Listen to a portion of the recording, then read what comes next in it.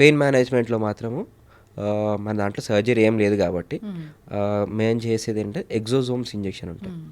It's a kind of superior than stem cell, almost like 100 times more effective than stem cells అని చెప్పుకోవచ్చు exosomes.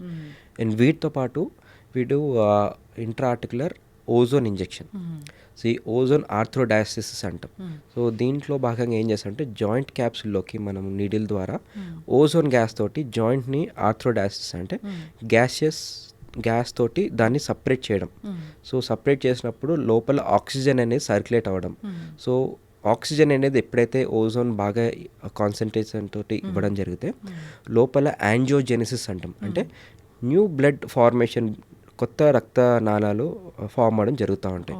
So blood సరఫరా increase అవుతుంది, moment increase అవుతుంది, so pain కూడా slowly తగ్గుతూ ఉంటుంది అన్నమాట. సో ఇవన్నీ ఆపరేషన్ లేకుండానే డే కేర్ ట్రీట్మెంట్స్.